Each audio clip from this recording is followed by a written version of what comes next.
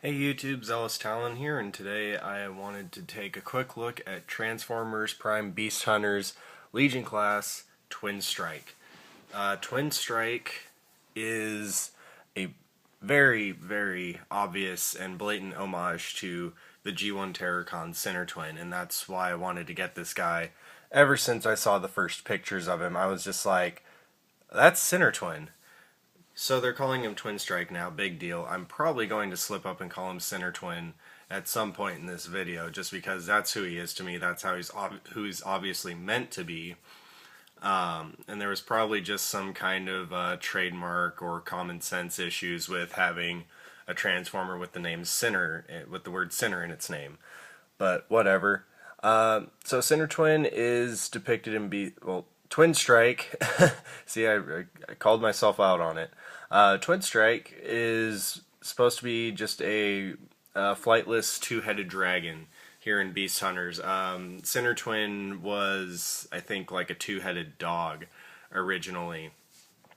Now, with him being based on a Terrorcon, it is confirmed that we're getting the other four. I believe Hunger is supposed to be next. He's the team leader. And then we're also going to be getting Ripper Snapper, Blight, who is the new name for Blot, and Windrazor, which is the new Cutthroat. So, anyway, dead giveaway here with the yellow on sort of... It's like teal, but a little bit greener than teal kind of thing. For the molded plastic, he's primarily teal and yellow. He's got red eyes, silver horn, and a silver patch on his head. There's a purple stripe on the back of each of his thighs. And then he's also got some purple markings on his belly, along with his Predacon faction symbol right there. So, minimalistically painted, but being a Legion class, that's about what you can expect. I usually don't dabble in these guys just because the detail, articulation, and size are, lacking. Yes, they're cheaper, but I can afford bigger, better figures. The only reason I really wanted this guy is because he is based on a Terrorcon, and they will all combine into Abominus, which I look forward to placing next to my Toys R Us green Legends Devastator from Revenge of the Fallen. So, his weapon that he comes with is the Piston Hammer, which can be mounted into this little port between his tails. In beast mode, as you can see, it's just a little hammer molded in gray, no paint. The necks on this actually really I do like. Speaking of details, I like how there's this ridge that goes all the way down. All the way through the tails, this just sort of segmented spikiness going on, and then the necks themselves really kind of with the segmented layered scale look, they really kind of remind me of the Dragon Gundam's arms from G Gundam, which is kind of neat. I really like the metallic yellow, the metallic green. I'm colorblind today or something.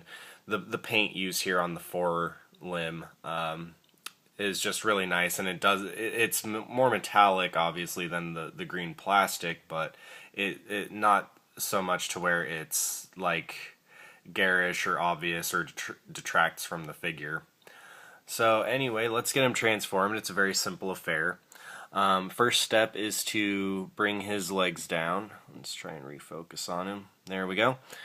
So you're going to bring his legs down and straighten out the feet, and then rotate the feet around at the ankle. He does have ball jointed ankles. And then we can just bring the tails up a little bit to get him out of the way. Now what you're going to do is slide the thigh panel out, rotate it down and around, and then slide it back in. And what that does, you just gotta finagle it until it gets in there. What's going to happen there is it makes him look more like he just has thigh shin, as opposed to the long ankle joint and the foot like you would see on cats or something like that. So yeah, just do that same on the other side. Fiddle it. There we go. Now you have his legs done. The beast arms, which are ball jointed at the shoulder, no articulation below. There's and not at the shoulder, but at this little joint just behind it. You just rotate the pair of them back, they're conjoined there, and just kind of keep them out of the way. We're going to bring the dragon heads down so they're pointing forward, bring them out to the side, rotate them down to become the robot arms, and at that point you can fold the tails the rest of the way up. They kind of soft click into place. And then we can open up the chest, and be careful doing this. It's kind of it's an open joint. It's very easy to snap the head off. It just pops right back in, but just use caution when doing this step. You're just going to fold the head up out of the body and close the chest back up, and then you can kind of just sort of tuck these beast forelimbs however you see fit.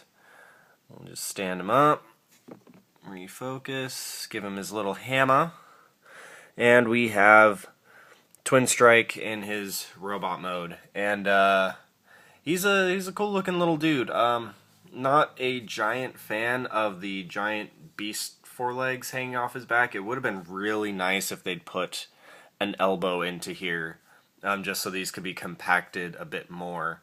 Because I mean, really, if they had put a joint right there and had it just swivel around, this would tuck so nicely. But instead he just has these kind of arms sticking up off his back like Transmetal Cheetor.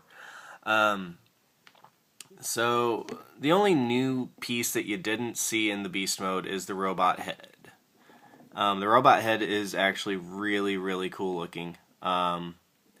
It's really clean and just super well defined with the paint for something so small. I really do like it. He's got the red eyes going on. There's kind of too much shadow for you to see one of his eyes, but he's got red eyes, silver face, and that same metallic teal that's used on the beast forelimbs.